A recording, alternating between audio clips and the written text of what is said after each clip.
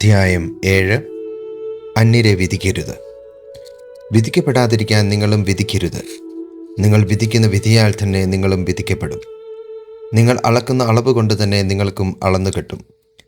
നീ സഹോദരൻ്റെ കണ്ണിലെ കരട് കാണുകയും നിന്റെ കണ്ണിലെ തടിക്കഷ്ണം ശ്രദ്ധിക്കാതിരിക്കുകയും ചെയ്യുന്നത് എന്തുകൊണ്ട്? അഥവാ നിന്റെ കണ്ണിൽ തടിക്കഷ്ണം ഇരിക്കെ സഹോദരനോട്, ഞാൻ നിന്റെ കണ്ണിൽ നിന്ന് കരടെടുത്ത് കളയട്ടെ എന്ന് എങ്ങനെ പറയും? കപടനാട്യക്കാരാ, ആദ്യം സ്വന്തം കണ്ണിൽ നിന്ന് തടിക്കഷ്ണം എടുത്തു മാറ്റുക. അപ്പോൾ സഹോദരൻ്റെ കണ്ണിലെ കരടെടുത്തു കളയുവാൻ നിനക്ക് കാഴ്ച തെളിയും. വിശുദ്ധമായത് നായ്ക്കൾക്ക് കൊടുക്കരുത്.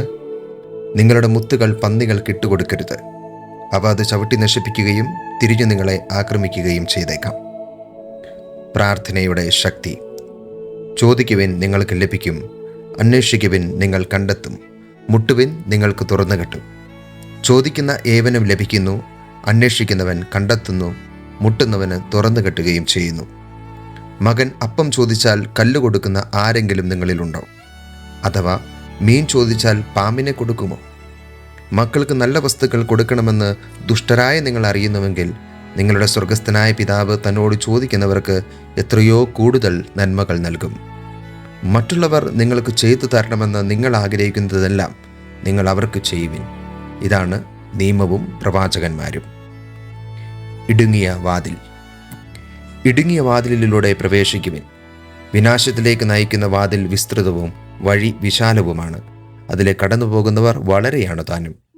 എന്നാൽ ജീവനിലേക്ക് നയിക്കുന്ന വാതിൽ ഇടുങ്ങിയതും വഴി വീതി കുറഞ്ഞതുമാണ്. അത് കണ്ടെത്തുന്നവരോ ചുരുക്കം. വ്യാജ പ്രവാചകന്മാർ. ആടുകളുടെ വേഷത്തിൽ വരുന്ന വ്യാജ പ്രവാചകന്മാരെ സൂക്ഷിച്ചുകൊള്ളുവിൻ. ഉള്ളിൽ അവർ കടിച്ചു ചീന്തുന്ന ചെന്നായ്ക്കളാണ്. ഫലങ്ങളിൽ നിന്ന് അവരെ മനസ്സിലാക്കാം. മുൾച്ചെടിയിൽ നിന്ന് മുന്തിരിപ്പഴമോ ഞെരിഞ്ഞിലിൽ നിന്ന് അത്തിപ്പഴമോ പറിക്കാറുണ്ടോ? നല്ല വൃക്ഷം നല്ല ഫലവും ചീത്ത വൃക്ഷം ചീത്ത ഫലവും നൽകുന്നു. നല്ല വൃക്ഷത്തിന് ചീത്ത ഫലങ്ങളോ ചീത്ത വൃക്ഷത്തിന് നല്ല ഫലങ്ങളോ പുറപ്പെടുവിക്കാൻ സാധിക്കുകയില്ല. നല്ല ഫലം കായ്ക്കാത്ത വൃക്ഷമെല്ലാം വെട്ടി തീയിലെറിയപ്പെടും. അവരുടെ ഫലങ്ങളിൽ നിന്ന് നിങ്ങൾ അവരെ അറിയും. യഥാർത്ഥ ശിഷ്യൻ. കർത്താവേ കർത്താവേ എന്നോട് വിളിച്ചപേക്ഷിക്കുന്നവനല്ല, എൻ്റെ സ്വർഗസ്ഥനായ പിതാവിൻ്റെ ഇഷ്ടം നിറവേറ്റുന്നവനാണ് സ്വർഗരാജ്യത്തിൽ പ്രവേശിക്കുക. അന്ന് പലരും എന്നോട് ചോദിക്കും, കർത്താവേ കർത്താവേ, ഞങ്ങൾ നിന്റെ നാമത്തിൽ പ്രവചിക്കുകയും നിന്റെ നാമത്തിൽ പിശാചുകളെ പുറത്താക്കുകയും നിന്റെ നാമത്തിൽ നിരവധി അത്ഭുതങ്ങൾ പ്രവർത്തിക്കുകയും ചെയ്തില്ലേ? അപ്പോൾ ഞാൻ അവരോട് പറയും, നിങ്ങളെ ഞാൻ ഒരിക്കലും അറിഞ്ഞിട്ടില്ല. അനീതി പ്രവർത്തിക്കുന്നവരെ, നിങ്ങൾ എന്നിൽ നിന്ന് അകന്നു പോകുവിൻ. എൻ്റെ ഈ വചനങ്ങൾ ശ്രവിക്കുകയും അവ അനുസരിക്കുകയും ചെയ്യുന്നവൻ പാറമേൽ ഭവനം പണിത വിവേകമതിയായ മനുഷ്യന് തുല്യനായിരിക്കും. മഴ പെയ്തു, വെള്ളപ്പൊക്കമുണ്ടായി, കാറ്റൂതി, അത് ഭവനത്തിന്മേൽ ആഞ്ഞടിച്ചു, എങ്കിലും അത് വീണില്ല. എന്തുകൊണ്ടെന്നാൽ അത് പാറമേൽ സ്ഥാപിതമായിരുന്നു.